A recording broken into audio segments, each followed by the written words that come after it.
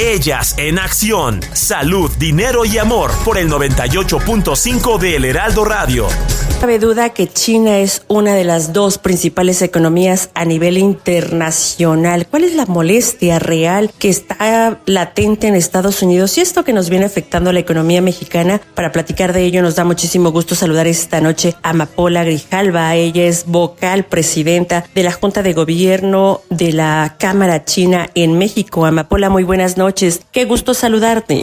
Ay, buenas noches, Mariana, Romina. Un placer hoy escucharlas a ambas. Muchísimas gracias, Amapola. Oye, y platícanos un poco qué pasa con este tema de aranceles, China, Estados Unidos, México. ¿Cómo nos encontramos hoy día? Pues mira, así como hace 30 años, hoy México está viviendo en este triángulo virtuoso en el que hemos trabajado para aumentar la competitividad de nuestras exportaciones, de forma que de los $120,000 que importamos cada año desde China, el 75% de esas importaciones son partes, componentes y equipo. Entonces, muchas de esas importaciones van a la industria maquiladora de exportación, de forma que cuando entran, utilizan un beneficio que otorga el programa IMEX, porque entran al territorio nacional, pero no se quedan en el territorio nacional. Entonces, propiamente no se nacionalizan, por así decirlo, y entonces esos productos no pagan arancel y después son reexportados con preferencias que se aplican a partir del TEMEC. Eso fue lo que cambió. A partir del 4 de marzo, pues tenemos una arancel de 25%, lo cual pues rompe el acuerdo de preferencia para Canadá, para México en sus exportaciones a Estados Unidos. Eso es lo que pasa en cuanto a las importaciones que México hace desde China. Amapola, muy buenas noches. Te saluda Romina Román. ¿Y cuáles serían las consecuencias principalmente para México en caso de que se iniciara una guerra comercial entre Estados Unidos y China? Pues mira, hay consecuencias muy importantes. De entrada estamos hablando de alrededor de 3 millones de empleos de las personas que trabajan en estas industrias exportadoras mexicanas. Y pues si lo multiplicamos, ¿por cuánto te gusta? ¿Por 5 personas por familia? ¿Por 6 personas por familia? Estamos hablando de 18 o 20 millones de personas, ¿no? Haciendo números redondos que se ven afectadas por esta situación de la no exportación o minimizar la exportación hacia Estados Unidos, ¿verdad? Lo que se ve difícil es que de un día para otro eso se vaya a parar, porque no existe todavía una oferta sustitutiva de la oferta mexicana en el mercado norteamericano. Pero lo que sí va a suceder es que va a haber un crecimiento de los precios internos de estos productos en Estados Unidos. Y eso afecta directamente el bolsillo de las familias. Esto pues se ha dicho muchísimo, se ha analizado muchísimo, pero creo que lo más importante que tenemos que entender hoy, el efecto más relevante es que estamos viendo un cambio fundamental en las estructuras económicas mundiales, un cambio de era. El arreglo de libre comercio se rompió, el tratado con la región norteamericana que tiene México se rompió y eso genera una gran incertidumbre. Yo creo que de todos los efectos este es el más pernicioso, porque obviamente la atracción de la inversión extranjera directa y la expansión de la inversión mexicana en nuestro propio territorio para producir con miras a los mercados exteriores tenían su principal foco en Estados Unidos. Y eso que estamos viviendo hoy genera tal incertidumbre que todas esas iniciativas de inversión están por lo menos suspendidas, si no es que francamente canceladas. Eso quiere decir que la inversión se va a ir a Centroamérica, se va a ir a Latinoamérica, se va a ir a Asia, etcétera, se va a ir a otros países. Amapola, en algún momento de la historia mexicana y no hace muchos años, también hubo aranceles, se aplicaron aranceles por parte de Estados Unidos y a los 3 o 6 meses se hicieron para atrás, se eliminaron. ¿Cuál es la expectativa? ¿Cuál es el análisis que están haciendo dentro de la Cámara China en México? Pues mira, nosotros tenemos la expectativa de que, dado que estos aranceles se están imponiendo por razones que no son económicas, es decir, México no ha violado el Tratado de Libre Comercio con América del Norte. México no está incurriendo en prácticas comerciales desleales. Entonces, no tiene por qué sufrir esta penalización para sus exportaciones. Lo que está pasando es que tenemos un problema muy grave de seguridad nacional, que tiene que ver no solamente con la salud humana, sino que tiene que ver además con todo esto que estamos sufriendo en México de una tremenda violencia que se ha desatado por esta disputa por los mercados que pues se dirimen a balazos entre los cárteles. Todas estas situaciones que son muy, muy lamentables es lo que el señor Trump y su gobierno pues nos están señalando. Y pues no podemos decir nada más que estamos haciendo como país todo lo posible para tratar de controlar este terrible fenómeno. Pero ¿por qué sucede en México? Eso es lo que tendríamos que analizar. ¿Por qué en México se produce el fentanilo? ¿Por qué en México hay este trasiego de armas? ¿Por qué en México hay esta violencia? Pues justo porque estamos frente al mercado en donde la demanda de fentanilo es más importante en nuestra región. Por eso. Entonces, yo creo que tendríamos que contar también con la colaboración de Estados Unidos para poder controlar todo el fenómeno de ida y de venida. De otra manera, esa situación solamente se va a temperar, pero no se va a erradicar. Entonces, si realmente estamos pensando en serio que esta situación es una cuestión de controles, es una cuestión de que la ley se imponga, que no haya impunidad y que verdaderamente utilicemos todos los mecanismos que tenemos a la disposición para poder controlar el que el fentanilo se produzca y se exporte, entonces la vida de esos aranceles pues es muy limitada. Ahora, ayer hubo una declaración del secretario de Estados Unidos de los asuntos comerciales, donde dice, bueno, ya estuvimos platicando todo el día con los secretarios de Economía de Canadá y de México, y pues estamos tratando de negociar con el presidente Trump, que es una persona, él dice, pues sensible, que va a poder considerar que a lo mejor nos veamos en un punto medio. Bueno, creo que ya está muy claro que estos aranceles son un mecanismo de presión política, no son un mecanismo para establecer un control del comercio. Son dos cosas diferentes. Amapola, te interrumpo porque nos queda un minutito, pero sí me gustaría conocer tu opinión respecto a estas presiones que está ejerciendo el gobierno de Estados Unidos para México respecto a los productos chinos. Esto se ha visto en los autos, se ha visto en estos decomisos también que se han hecho en el centro histórico de la Ciudad de México, estos impuestos adicionales a algunas plataformas. ¿Qué va a pasar con la relación entre México y China si continúan las presiones y se tiene que imponer aranceles mayores? Pues mira, yo creo que México tiene todo el derecho de tener relaciones con el mundo entero. Hacia eso hay un motor de crecimiento muy importante en el mundo entero. Y China no trabaja sola, trabaja en conjunción con otros países asiáticos para generar productos que son indispensables para nuestra economía. Entonces, creo que tenemos que ser muy precisos en entender que muchos de los productos que estamos exportando a Estados Unidos, como son pues los marcapasos, los televisores, los servidores, las computadoras, etcétera, etcétera, pues tienen un componente que tiene que venir de Asia y en un porcentaje alto viene de China. Pero también nosotros exportamos esos subensambles y ensambles a China. Entonces, si tú ves en las fracciones arancelarias que intercambiamos, en el primer lugar están estos productos. Entonces, tenemos una vinculación en tiempo real muy activa. Nosotros pensamos que es un error cancelar esta posibilidad de que México siga siendo competitivo en estas materias. Tenemos que aumentar nuestra relación con estos mercados que son muy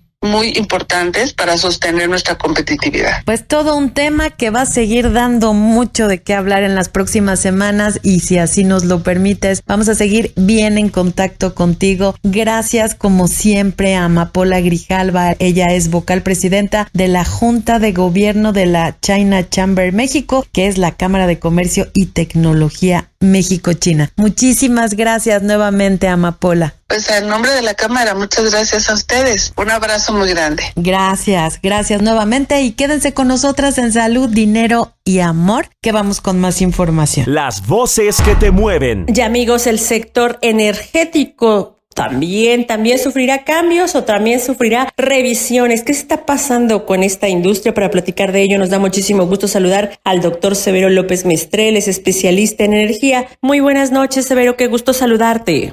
Buenas noches, Romina y María Elena, qué gusto estar con ustedes y un saludo a su auditorio también. Muchísimas gracias. El sector energético, ¿cuál sería tu balance en estos momentos? Miren, me parece que el sector energético y otros sectores también están viviendo momentos inéditos porque hay varias fuerzas que están interactuando sobre el sector energético, no solamente el mexicano, sino en todo el globo, que me parece que vale la pena resaltar. Podríamos clasificarlos para explicar bien al auditorio en dos tipos de fuerzas. Las primeras son las internas, que quizás son las que abordaremos primero, y otras externas, que no me encanta llamarles externas porque externo se ve como lejano, como que no nos afecta, y más bien deberíamos llamarlas estructurales. Desde el punto de vista interno, hay dos temas que van a influir mucho sobre el México de hoy y el México de los próximos 5 a 10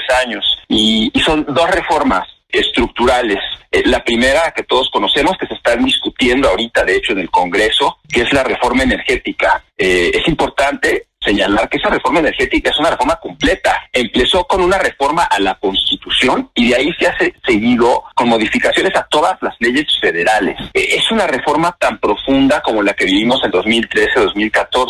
Aunque rescata varios elementos, es una reforma de fondo, y eso quiere decir que esa reforma tendrá que procesarse y asimilarse, y empieza a parecerse un poco este tema del tiempo. Hay otra reforma que quizás les sorprenda lo que les voy a decir, que incluso es más trascendente a mi manera de ver, sobre el sector energético y sobre otros sectores. Es una reforma paralela al Poder Judicial, y esa reforma va a incidir sobre todo en el acceso o en la inversión, y puntualizo a qué me refiero.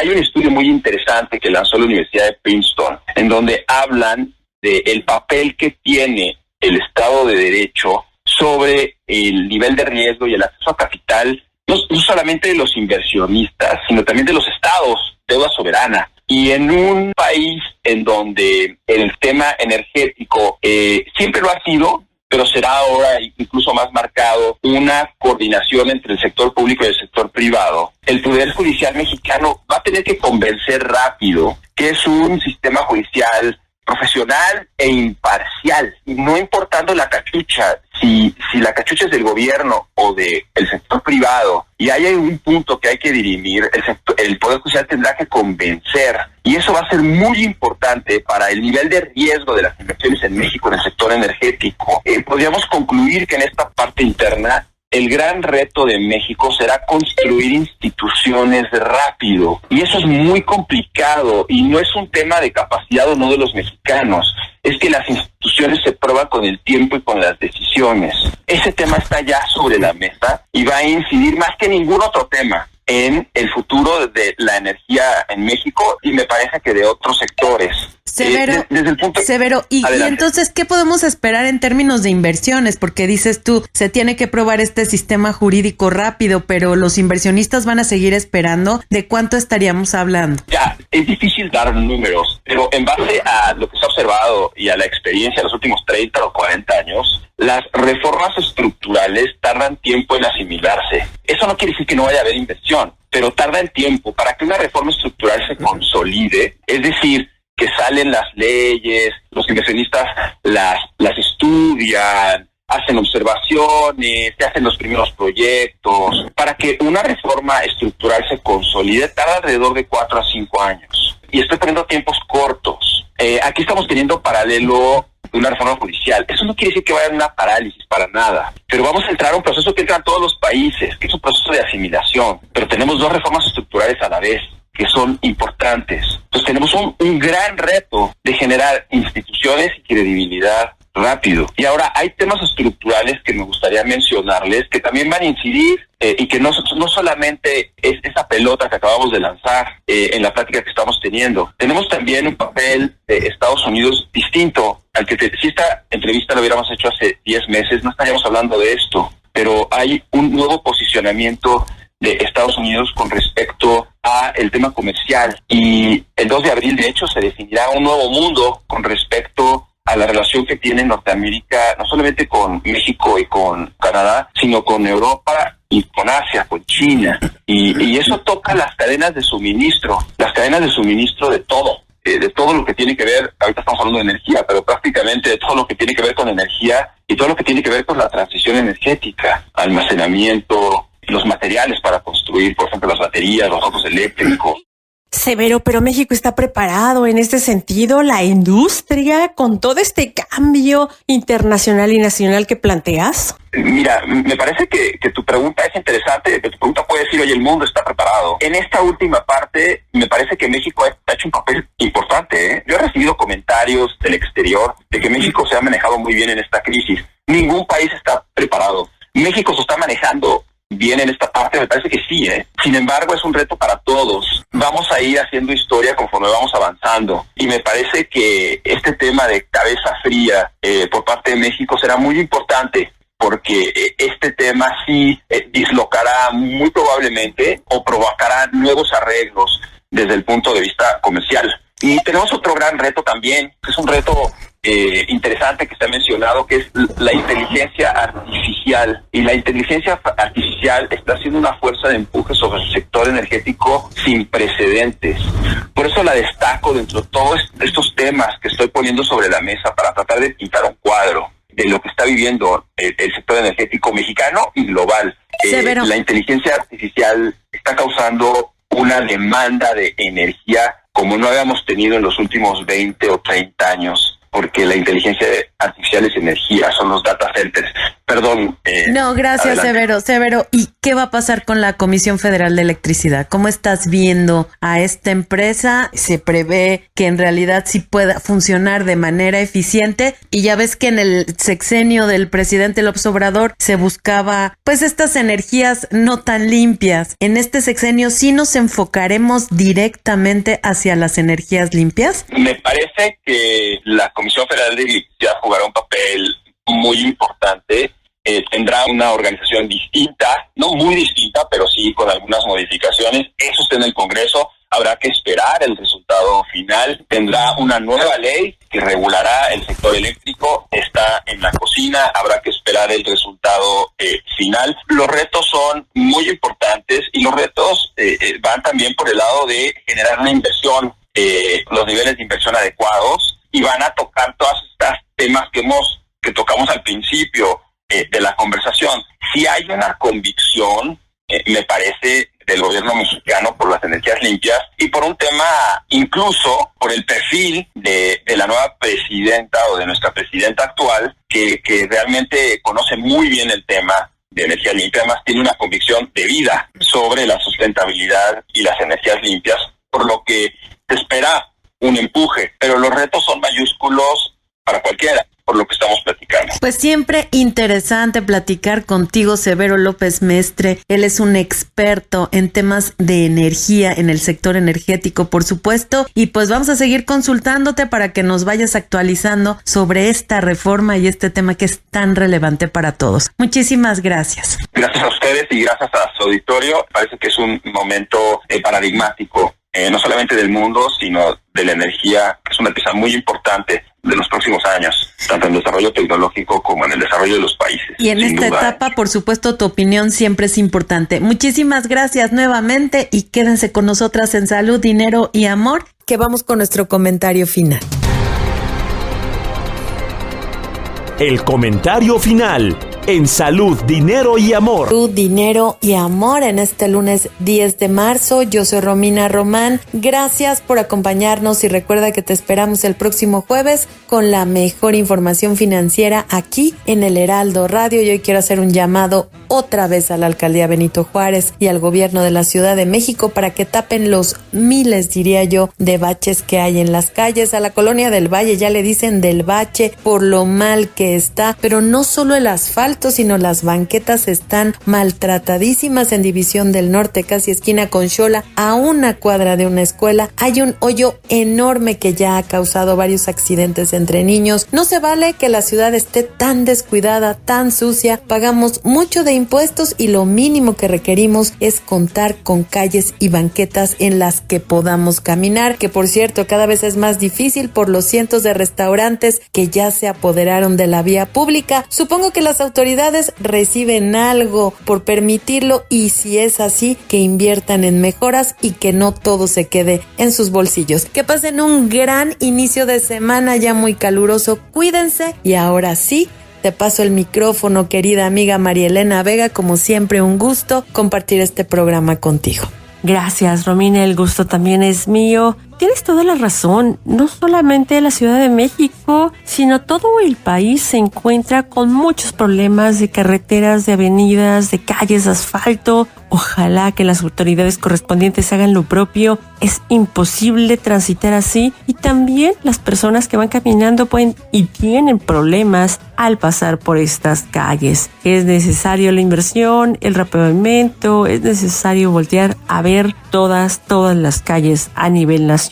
Como también es necesario que las autoridades viales, y me refiero también a policías, hagan lo propio y volteen a ver a las personas que manejan desde bicicletas, motocicletas, porque de verdad manejan y a veces no cumplen con los requisitos, el reglamento vial, se pasan y se cruzan. Me ha tocado ver este fin de semana motocicletas que se cruzan a lo loco, confiando en que el automovilista, el camión se va a detener, porque ellos avanzan y avanzan, y como pasan en un pedacito no pasa nada. Y sí pasa, porque de ahí los accidentes, y quien tiene la culpa prácticamente a veces es el automovilista, no el motociclista. Ojalá que también se ponga foco en este sentido. Muchísimas gracias por habernos acompañado en este inicio de semana. El jueves lo esperamos a las 9 de la noche por el Heraldo Radio, por supuesto 98.5 FM. Por lo pronto, gracias Martín, gracias por tu apoyo en control, y a Romina Román y a una amiga y servidora María Elena Vega no nos resta más que desearle